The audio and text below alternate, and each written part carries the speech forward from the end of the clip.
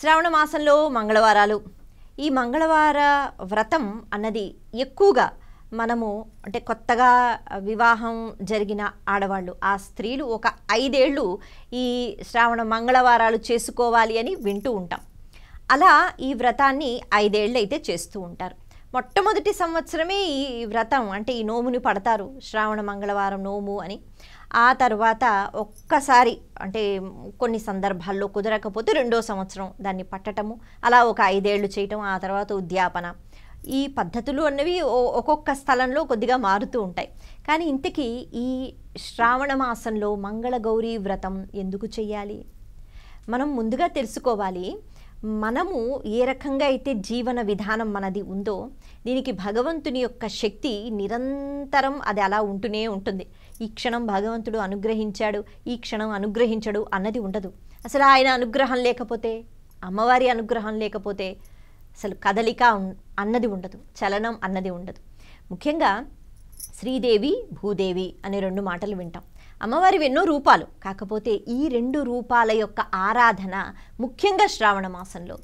ఎందుకు? శ్రీదేవి అంటే లక్ష్మీదేవి, సర్వ లక్షణాలను మనకి ఇచ్చి అంటే ఆ లక్షణ శక్తి ఇచ్చి మనల్ని నడిపిస్తున్న తల్లి లక్ష్మీదేవి. ఇక భూదేవి అంటే కేవలం భూమి అని కాదు, భూదేవి వల్లే పంటలు పండుతున్నాయి, అంతే కదా. మనం తినే ఆహారం, ఇంకా చెప్పాలి అంటే చాలా మటుకు జీవులకు ఆహారం భూమి నుంచే వస్తుంది. మనం తినే ఆహారం, పంటలు ఇవన్నీ భూమి నుంచే వస్తున్నాయి. ఇప్పుడు వర్షాకాలం, శ్రావణ మాసం అంటే వర్షాకాలం అనేటప్పటికీ అంటే ఏరువాక పౌర్ణమి అని ఒక నెల క్రితమే అంటే విత్తనాలు వేయటము, వర్షాలు వచ్చిన తరువాతే కదా అవి మొలకలు వచ్చి పంటలు పండటం. కాబట్టి ఈ వర్షాకాలంలో భూదేవి యొక్క ఆరాధన ఖచ్చితంగా చెయ్యాలి. చాలామంది శ్రావణ మంగళవారాలు అంటే కేవలం స్త్రీలకు సౌభాగ్యానికి సంబంధించిన మంగళ గౌరీ అంటే గౌరీ తత్వాన్ని ఆరాధిస్తారు. కేవలం ఇంట్లో వాళ్ళ క్షేమం, ముఖ్యంగా భర్త క్షేమం గురించి అనుకుంటారు. కానీ భూదేవి ఆరాధనే ఈ మంగళ గౌరీ ఆరాధన. మంగళ గౌరీ అంటే అన్ని మంగళాలను మనకి ఇచ్చే తల్లి. కేవలం భర్త అని కాదు, కేవలం ఇంట్లో వాళ్ళు అని కాదు, సకల మంగళాలను శుభాలను ఇచ్చే తల్లి మంగళగౌరి. కాబట్టి అప్పట్లో అంటే ఇప్పుడు ఉపాధులు చాలా ఉన్నాయి, అప్పట్లో వ్యవసాయమే అందరి ఇంట్లో ఉండేది, అదే ముఖ్యమైన ఉపాధి. పాడి పంట అని వినేవాళ్ళం కదా, అలా ప్రతి ఇంట్లో పశువులు ఉంటూ ఉండేవి. అలాగే ప్రతి ఒక్కరూ కూడా వ్యవసాయం చేస్తూ ఉండేవారు. ఇదే మనకి జీవన ఆధారం. అటువంటి సమయంలో ఈ శ్రావణ మాసంలో ఇప్పుడు ముఖ్యంగా వర్షాలు పడే సమయంలో ఎవరిని ఆరాధించాలి? భూమాతను ఆరాధించాలి. ఆ భూదేవియే మంగళగౌరి అని అంటారు. కాబట్టి ఒక స్త్రీమూర్తి ఏ రకంగా అయితే ఇంట్లో అన్ని పనులు తనే చేస్తూ అందరి క్షేమం తనే చూసుకుంటూ, అంటారు కదా ఇంటిని చూసి ఇల్లాలని చూడు అని. అంటే ఇల్లు ఎంత చక్కగా అందంగా పెట్టిందా అన్నది కాదు, ఆ ఇంటిని ఎలా తీర్చిదిద్దుతోంది, ఆ వంశ గౌరవాన్ని ఎలా ముందుకు తీసుకుని వెళుతోంది, ఇది ఎవరిపైన ఆధారపడి ఉంది అంటే ముఖ్యంగా స్త్రీ పైన.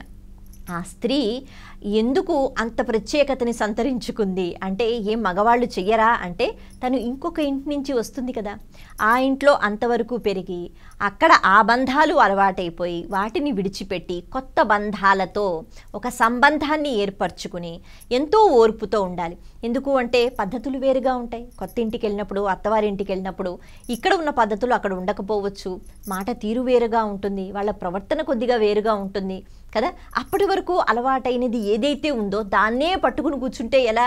అక్కడ మళ్ళీ అభిప్రాయ భేదాలు వస్తాయి. కాబట్టి ఎంతో ఓర్పుతో సహనంతో ఉండాలి. నేనే గొప్ప, నా మాట అందరూ వినాలి అనేటట్టుగా ఉండకూడదు. ఎంతగానో అందరినీ గౌరవిస్తూ ఉండాలి, వాళ్ళ ప్రేమను పొందాలి, వాళ్ళని ప్రేమించగలగాలి. ఇవన్నీ అకస్మాత్తుగా ఒక్కరోజు అంటే వివాహం జరిగిన వెంటనే వచ్చిన తర్వాత రావడం కష్టం.